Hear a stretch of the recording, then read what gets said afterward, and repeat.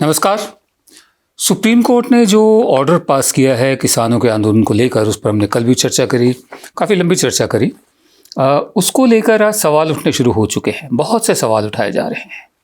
ऐसे ही एक लेख लिखा है, आर्टिकल लिखा है प्रताप भानु मेहता ने इंडियन एक्सप्रेस में। प्रताप भानु मेहता हमारे यहाँ के जाने माने एक सार्वजनिक बुद्धिजीवी, पब्लिक इंटेलेक्चुअल माने जाते हैं, और ये सेंटर फॉर पॉलिसी रिसर्च के अध्यक्ष रह चुके हैं, ये अशोका यूनिवर्सिटी के वाइस चांसलर रह चुके हैं। तो इनका जो लेख है, इनका जो लेखन होता है अमूमन एब्स्ट्रैक्ट होता है, लेकिन उसमें जो नज़र होती है वो पैनी नज़र होती है। तो ये सिर्फ अंग्रेज़ी अखबार के एडिटोरियल पेज पर एक आर्टिकल ना बन के रह जाए, हमने उचित समझा कि उन्होंने 2-3 बातें ऐसी कही हैं जो आप तक पहुंचनी चाहिए। जैसे उन्होंने जिक्र किया है कि पहली निगाह में दिखता है कि जो सुप्रीम कोर्ट है भारत का, उसने जो जिसकी शक्तियाँ होती, ताकतें होती हैं, उनको कंफ्यूज कर दिया है। मतलब जैसे विधायिका जो हमारी है, उसकी ताकत, उसकी पावर्स अलग हैं, जुडिशरी की अलग हैं, स्टेट की अलग हैं, तो उसको मॉडल कर दिया है। और उसके अलावा एक ऐसा इंप्रेशन दिया गया है कि जो डिस्ट्रीब्यूटिव कॉन्फ्लिक्ट होता है, अब डिस्ट्रीब्यूटिव कॉन्फ्लिक्ट एक ऐसा शब्द है जिसको ईजाद किया था, जिसको गढ़ा था जॉन मार्टिनेज एलियर और मार्टिन ओकोनोर ने। डिस्ट्रीब्यूटिव कॉन्फ्लिक्ट माने कि जो संसाधन हैं, रिसोर्सेज हैं, उनका बंटवारा कैसे हो, किसको कितना हिस्सा मिले। उसके बाद फिर डिस्ट्रीब्यूटिव बार्गेनिंग आती है। बार्गेनिंग में ये होता है कि मतलब अब कौन किस धरातल पर खड़ा है, अपनी अपनी ताकत देकर किसको कितना हिस्सा मिलता है। तो प्रताप भानु मेहता का कहना है कि सुप्रीम कोर्ट ने एक गलत इंप्रेशन ये दिया है कि जो डिस्ट्रीब्यूटिव कॉन्फ्लिक्ट होते हैं, जो बंटवारे को लेकर जो अगर मतभेद हो जाएं, तो उनको अदालत के रास्ते सॉर्ट किया जा सकता है। इनका ये कहना है कि ये अदालत का काम नहीं है कि किसी राजनीतिक झगड़े में वो दखल दे, या राजनीतिक जो पोजीशन है उसमें वो दखल दे। ये जो मूवमेंट है किसानों की, वो कह रहे हैं कि ये सामाजिक और राजनीतिक दोनों हैं, तो इसमें कोर्ट का दखल देना नहीं बनता था। कोर्ट का काम ये है कि ये जो कानून बने हैं, ये संवैधानिक या कानूनी हैं भी या नहीं भी। अगर तो ये संवैधानिक हैं और कानूनी हैं, तय कर दे, अगर नहीं है तय करे। लेकिन इसमें दखल देकर बीच में एक कमेटी अपने लिए बनाना, ये ऐसा एक इंप्रेशन देता है कि डिस्ट्रीब्यूटिव कॉन्फ्लिक्ट जो हैं वो नेगोशिएशंस के ज़रिए नहीं बल्कि अदालत के ज़रिए तय हो सकते हैं। बहरहाल इनका ये कहना है कि कोर्ट ने गहराई से पूरी दलीलों को सुना ही नहीं, मतलब जो कानून है उन पर बहस हुई ही नहीं। और ये एक ऐसा चैलेंज होता है, एक ऐसा जो हमारा संघीय ढांचा है, ये उसमें एक ऐसी गुत्थी होती है जिसको सुलझाने के लिए समय लगाना पड़ता है। तो कोर्ट ने वक्त नहीं लगाया, उसने सीधा ही स्टे ऑर्डर कर दिया है। और उनका ये कहना है कि कोर्ट को कायदे से जो शिकायतें हैं, जो दिक्कतें हैं, उनको सुनना चाहिए था और काउंटर क्लेम भी सुनने चाहिए थे, लेकिन वो सुनने के बजाय उन्होंने कमेटी बना दी है। और जो कमेटी अपने लिए बनाई है, और उसमें ये कहते हैं, हाँ, ऐसा करने से अब जो कोर्ट है, अदालत है, वो एक राजनीतिक इदारे में आ गई है। राजनीति का जो एक क्षेत्र है, पूरा इलाका है, अब वो उसमें उसका दखल हो गया है एक तरह से। आगे लिखते हैं, सुप्रीम कोर्ट ने एक नई मिसाल भी कायम की है। It has set a new precedent for putting on hold laws passed by Parliament without substantive hearings on the content of the laws. एक नई मिसाल कायम कर दी है कि जो कानून पार्लियामेंट ने पास किए हैं, वो जैसे भी किए हों, हम सब जानते हैं जैसे भी हों, लेकिन पार्लियामेंट ने पास किए हैं, जिन कानूनों को पार्लियामेंट ने पास किया है, उनको बिना अच्छी तरह से समझे सुने उनको स्टे कर दिया है। इनका ये कहना है कि सारी जो it has modelled all possible lines of judicial procedure. हाँ, अब जुडिशियल प्रोसीजर है वो धुंधला पड़ गया है कि जहाँ पर जिन्होंने पिटिशंस फाइल करी हैं, उनके जो वकील हैं, उनकी लोकल स्टैंड क्या है, वो क्या कह रहे हैं, उस पर कोई बात नहीं है। जो किसानों के वकील हैं वो तो आए ही नहीं, उनका तो व्यू पॉइंट सुना ही नहीं गया, वो आए भी नहीं। ठीक है, तो जब वो हट गए हैं सबसे, ना ही उन्होंने मांगी थी एक कमेटी वगैरह, तो ऐसे में सुप्रीम कोर्ट के दखल देने का औचित्य नहीं बनता।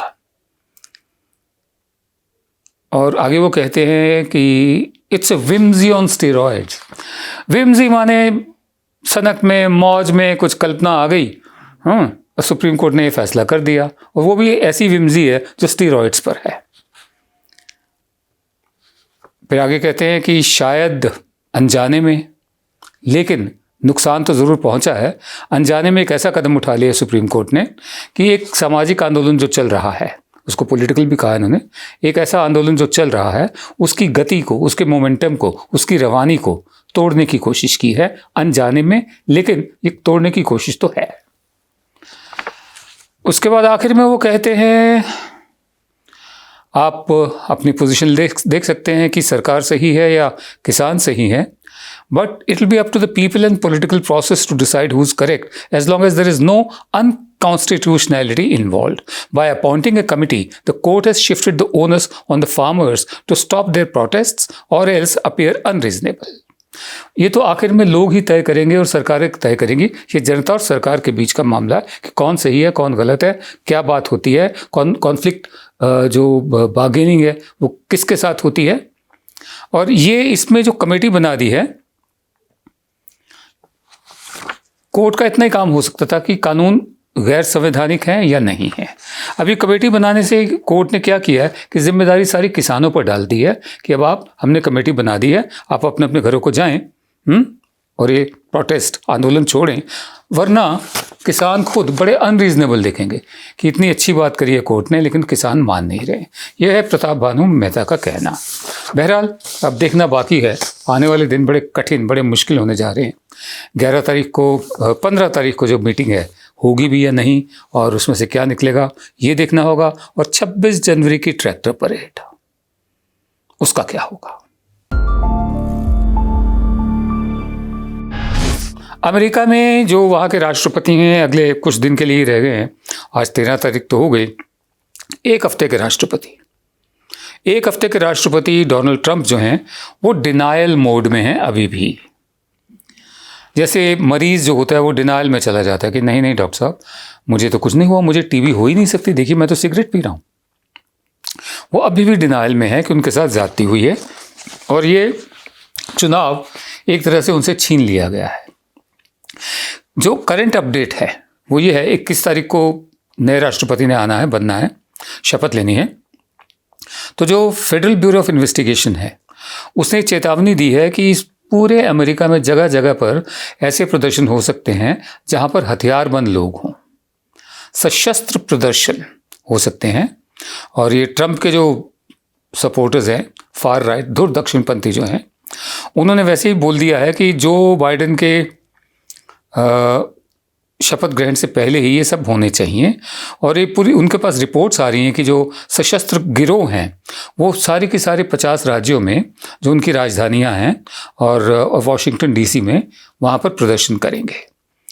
सिक्योरिटी तो टाइट रहेगी। बहरहाल उधर ये देखना बाकी है कि क्या 21 तारीख को जो पावर है, ट्रांसफ़र ऑफ पावर, वो शांतिपूर्वक होगा या नहीं होगा। अगर नहीं होगा तो ये एक मिसाल होगी। वैसे भी महाभियोग का जो प्रक्रिया है वो शुरू हो चुकी है डोनाल्ड ट्रंप के खिलाफ। इससे पहले सिर्फ 3 अमेरिकी राष्ट्रपतियों का पर महाभियोग लगा है, एंड्रयू जॉनसन, बिल क्लिंटन और डोनाल्ड ट्रंप। डोनाल्ड ट्रंप पर एक दफ़े पहले भी लग चुका है जो साबित नहीं हुआ था। लेकिन अभी तक किसी भी राष्ट्रपति को महाभियोग के बाद उसके कार्यकाल में ही उसके ओहदे से हटाया नहीं गया है। 21 तारीख को देखेंगे कि दुनिया की जो सबसे बड़ी डेमोक्रेसी होने का दम भरती है यूनाइटेड स्टेट्स ऑफ अमेरिका, उसके अपने ही नेता किस तरह की मिसाल कायम करते हैं। रोज़ की तरह आज के शो का समापन एक कविता से, लेकिन कविता से पहले हम आपको बता दें कि इस वक्त पूरे उत्तर भारत में धूमधाम से तो नहीं कहूँगा, पंजाब हरियाणा में, लेकिन लोहड़ी मनाई जा रही है। लोहड़ी का त्यौहार जो है अगर मौसमों के चक्र के हिसाब से देखा जाए तो आज से सर्दियां कम होनी शुरू हो जाएंगी, ठीक है। और साथ में इसके कहानियां भी जुड़ी हुई हैं। दुल्ला भट्टी की कहानी जुड़ी हुई है।